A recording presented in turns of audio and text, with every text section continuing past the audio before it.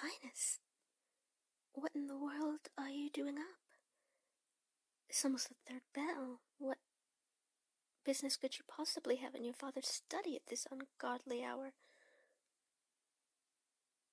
You couldn't sleep. Oh dear, that potion I gave you, it's not working. Oh, I'm terribly sorry. It's never failed me before. Perhaps you're made of stronger stuff than I am. I suppose I should have expected it would take something a little stronger. Well, not to worry. I'll take another look at the recipe. In the meantime, let's get you out of here, It can't be good for you to be surrounded by all the memories. Oh, Your Highness. Well, I suppose that's only natural. His Majesty did spend a great deal of time here. I know the two of you were very close. Yes, I know. The way he'd mutter to himself under his breath, his quills scratching endlessly, interrupted only by the occasional sigh and stretch. I often had to remind him to get some sleep too, you know. He truly was a devoted ruler. God's rest his soul. I can't even begin to imagine how I'll fill his shoes, but I assure you I'll do my very best. Aren't you sweet? It's very kind of you, Your Highness. Trust me, you'll be the first to know if I need any help. Though it does tend to take a while for messages to get across the mountains and back. Oh, nothing at all.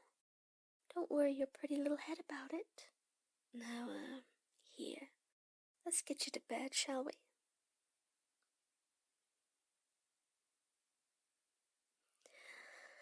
Oh, damn, me and my big mouth. I was going to tell you over breakfast. I had this whole grand reveal planned and everything. The servants were going to bring me the letter, resealed, of course, so that it would look like it had never been opened. I was going to open it in front of you and read it silently, my gaze flickering over to you now and then, letting the suspense build, till your curiosity just couldn't take it anymore, inevitably demand to know what it said. Oh, well, I suppose now it would be cruel to make you wait till the morning. I have good news, Your Highness. Well, not Your Highness much longer, I suppose. Soon it will be Your Majesty. The Prince of Ravenswood has accepted your hand. Yes, isn't it grand? Of all the neighboring royals, we couldn't hope for a better match. True, it's a bit far away, but it's a vast kingdom. Very wealthy, too. You'll be well looked after. Come now, my dear, you'll be fine. He'll adore you, I'm sure. You wouldn't be taken in by that withering glare and biting wit. I'm just teasing. But we're not likely to get a better offer. You know that was your father's final wish. To see you settled somewhere. Well, of course it was. His will said so. And since he named me his successor, it's my duty to see his final wishes through. It's the least I can do for him. I know, Your Highness. I admit I was under that impression as well. We had all assumed you would be the one to succeed him. I can't pretend I know why he'd change his mind, particularly without telling you. But either way, even I can't alter royal will. No use crying over spilled milk, as they say. Now, my dear. Ruling a kingdom is no easy task, you know. Perhaps this is why he wanted you to be married. He just couldn't bear the thought of you being under the same sort of pressure that he was. It would be enough to make anybody crack. Once you're away from the palace, You'll be able to build a life of your own, have a family, find happiness. That's all he ever wanted for you. At least give it a chance, won't you? For him? And if it doesn't turn out to be all rainbows and roses, well, you can always write to me. I'll always be here for you. Oh dear, don't cry, Your Highness. Please forgive me. Now, it really is awfully late. I may not know everything that went on in your father's mind. You know he wouldn't want you to be here all night, drowning in your sorrows. Yes, I know. I'll see you in the morning. Really must look into improving that potion for you. Can't have you sporting dark circles like that at your wedding now, can... Wait. My dear, do you happen to know why this drawer is open? Strange. Can't imagine why he'd have left it open. He was always so meticulous about his desk. A place for everything and everything in its place, as they say. Just a moment. What's that in your hand? Now, Your Highness. Don't play games with me. I can clearly see you're hiding something. Why don't you show it to me? It's nothing, is it? And that's why you're suddenly avoiding my gaze. My, just look at you, as tense as a bowstring. Eyes like a deer about to bolt. What's got you so...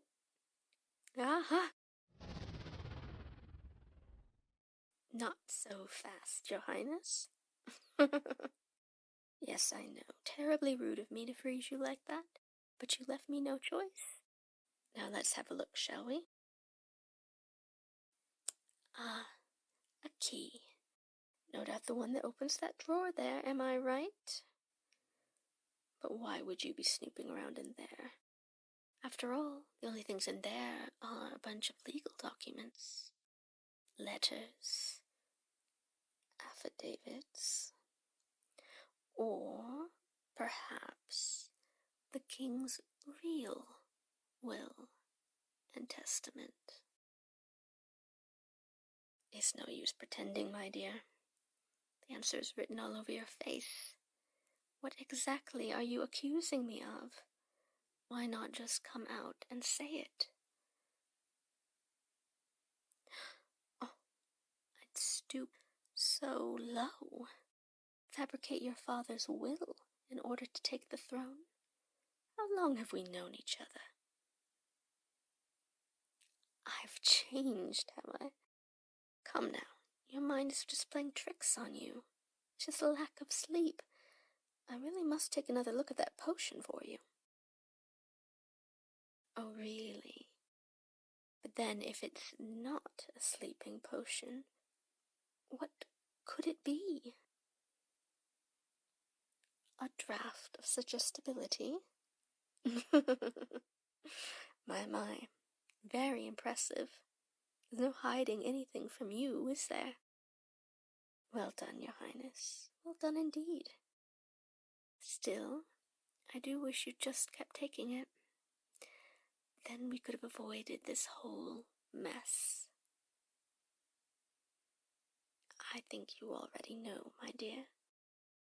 That mind of yours has always been frighteningly sharp. You would have made a wonderful ruler. It's no wonder the king named you as his true heir. Well, of course he did. Not that anyone will be able to prove that now. There might be a tiny piece or two left. But even the strongest mending spells won't work on a pile of ash. My, such language. I suppose I deserve that. But on to the real issue. What am I going to do with you, my dear? I'd hate to have you go running your mouth to the rest of the court. Not that anyone would believe you, but even so, I'd rather avoid any unnecessary complications. Perhaps some time down in the dungeon will help you see sense. After all, you did just accuse your future ruler of treason. I'd say that warrants some time in a cell, wouldn't you?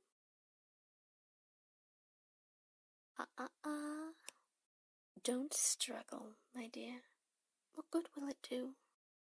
Even if you manage to escape, you have no hope of accusing me without proof. If you're smart, you'll accept your fate and let me marry you off to that prince. What's his name? You'll still get a kingdom, just not this one. That sounds fair, doesn't it? But if you try and fight me, rest assured, I'll have no choice but to show you the true extent of my power. And I promise you, you've barely scratched the surface when it comes to my magic. Seems you're not going to be cooperative, are you? Very well, Your Highness. Don't say I didn't warn you.